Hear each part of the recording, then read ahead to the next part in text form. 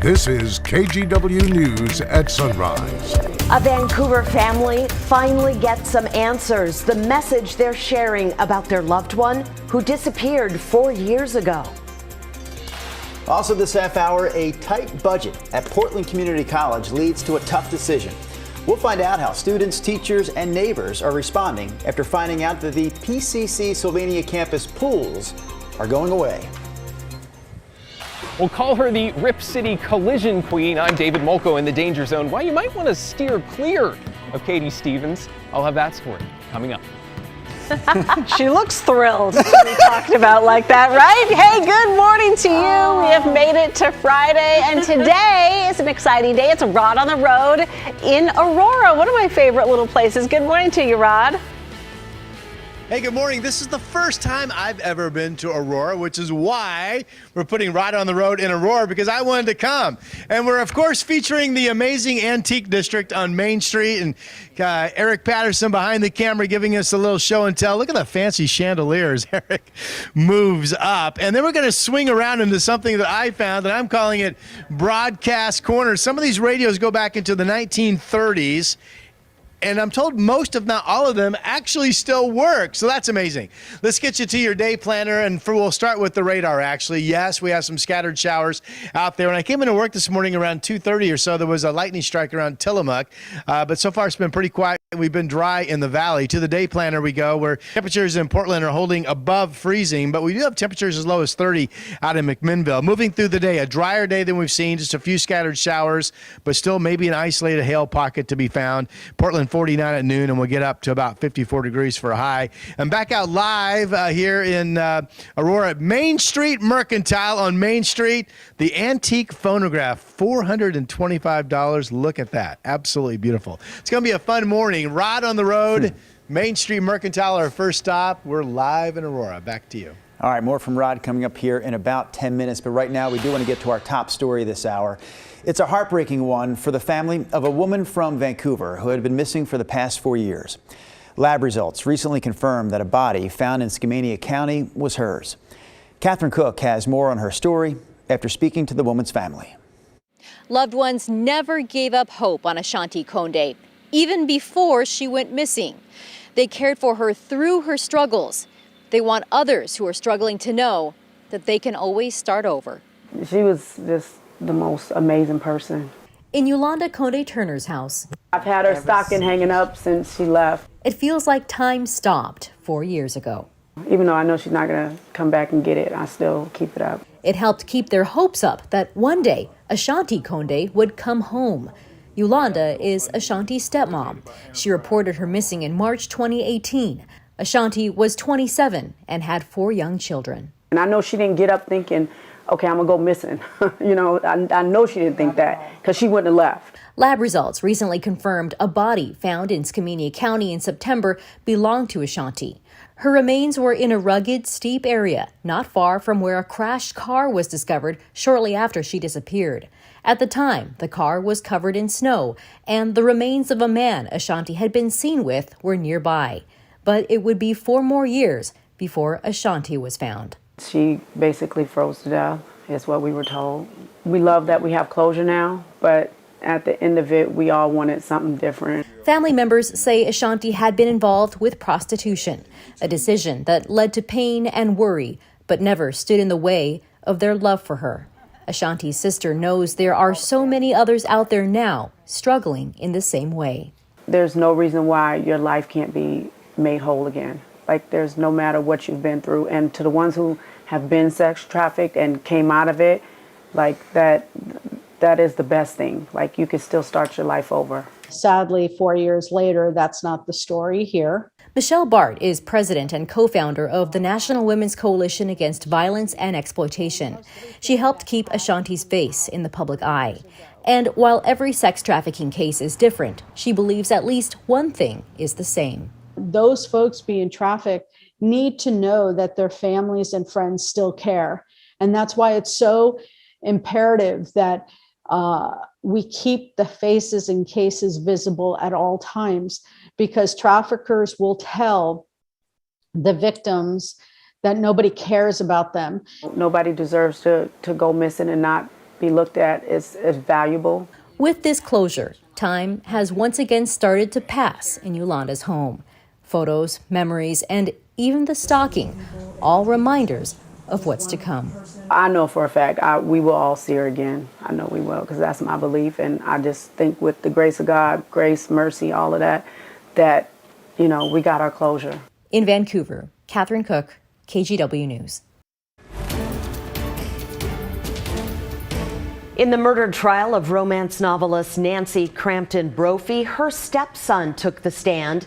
Nancy is accused of killing her husband Daniel in 2018.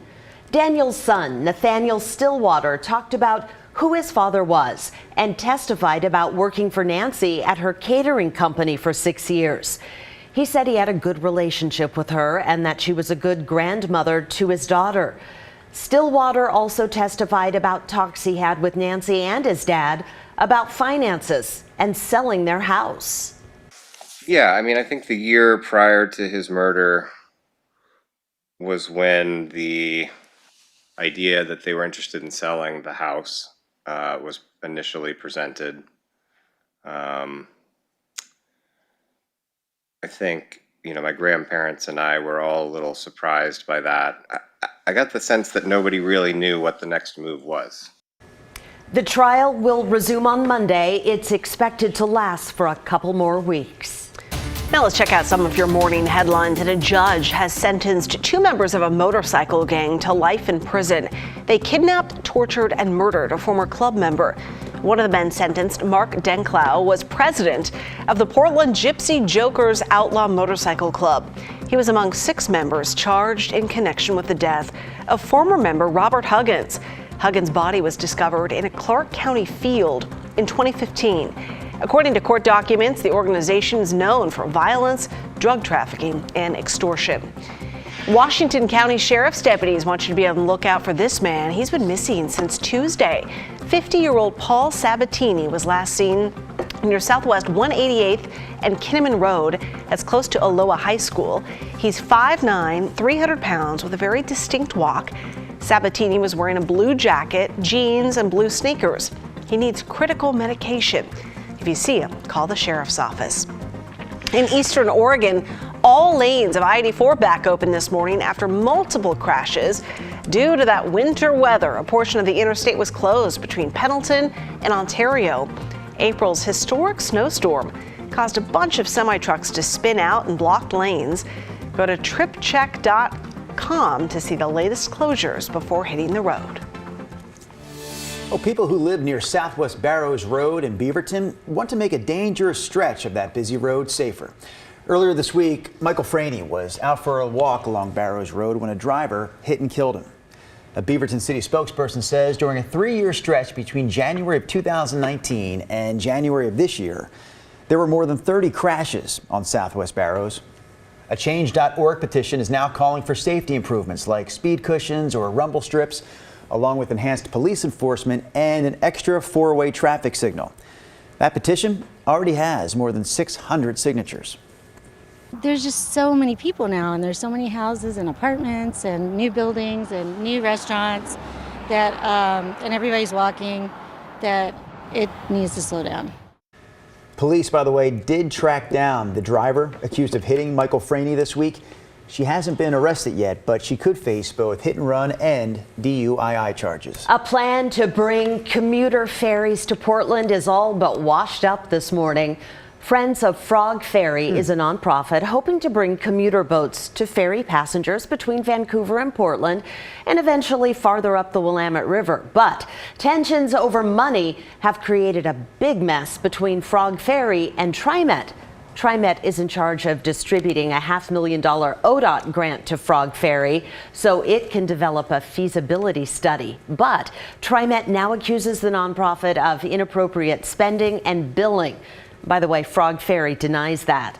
Well, this week, city commissioners turned down a request to keep the project going with $225,000 in funding. I cannot in good conscience support this budget allocation when both TriMet and Frog Ferry are leveling such serious accusations against each other. This is a real shame that this grassroots effort and all of the private sector work behind this is getting nowhere.